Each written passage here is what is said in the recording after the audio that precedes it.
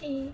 Hi everyone, my name is Shermaine. I'm 19 this year and I'm currently studying in Republic Polytechnic. I think my last message would be how much I love and appreciate them because I want my friends to know that they are really important to me. I think I have a lot of things that I own, so I want to tell my friends and family like what to do with them.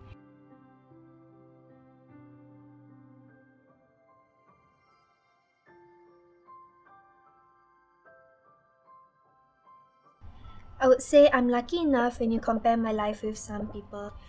Feel free to take anything that I own when I was still alive. If it makes you feel close to me, if it helps you remember me, I hope you know that I'll always watch over you. I hope you remember me as someone strong, someone who tried her hardest to survive, and I hope you never forget about me.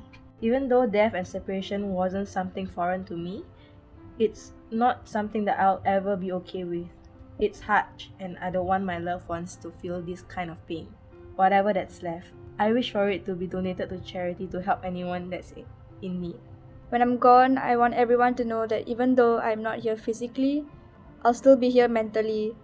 There's no need to fear losing me because I'll always find my way to be there for you.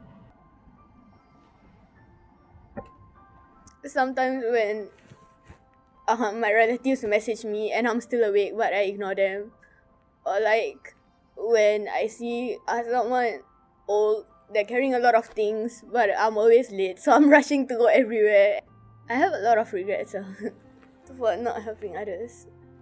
I've always told myself that whatever I want to do it with no regrets in mind. I guess I want to start like living more and being with my family more.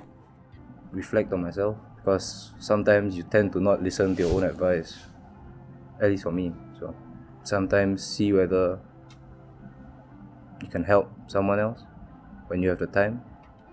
You don't want to lose them, and you don't want to lose yourself by helping others. So the Singapore Hospice Council wants to bring about more awareness of end-of-life matters such as advanced care planning, advanced medical directive, and lasting power of attorney. We want to bring about more awareness to the general public, and that's what I'm also trying to do.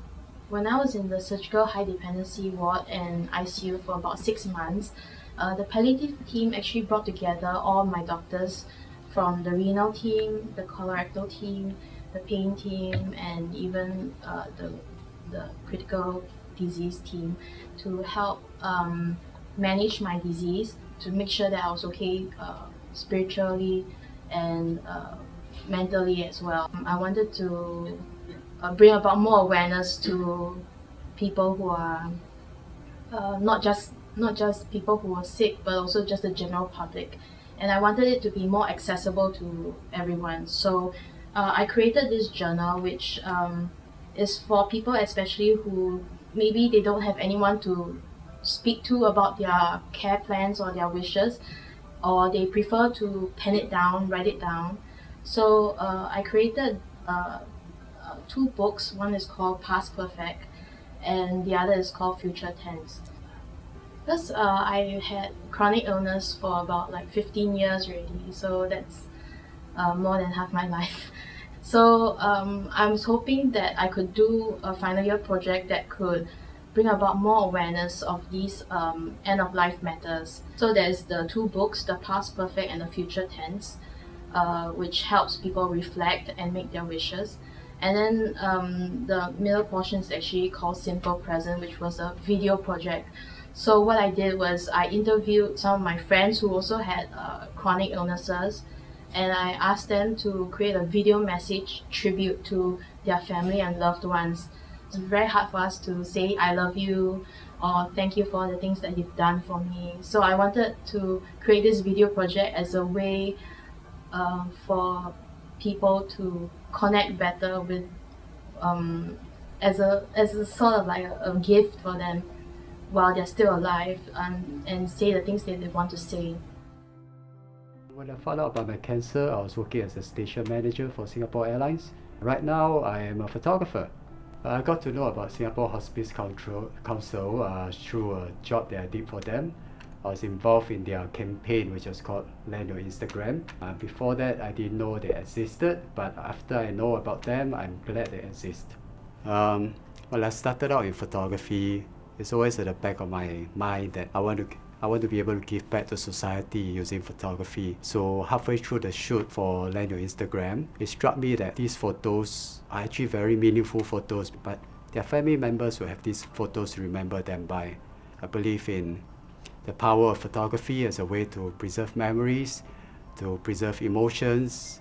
This is one very meaningful way in which photography can give back to society. I wouldn't say that it is beneficial to me. If I could explain a little bit more about Land Your Instagram program, we actually went and photographed a few patients and caregivers. It was a very eye-opening experience for me because halfway through the shoot, I realized that there's a chance that these patients might never even get to see the campaign launched because their time is just so short.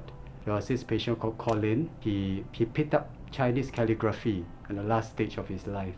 He was doing it on a wheelchair, but he's doing something. So how it benefited me in a way is it caused me to think that if I were in his shoes, will I still be doing anything, or will I just be lying in bed and just waiting for days to go? Yeah, so it caused me to question this, and I think it's a very important question for any of us. Whatever we have done in the past is what has led us to where we are right now, how we are as a person. So that's how I see it. So if you ask me whether I regret anything, I would say yes and no.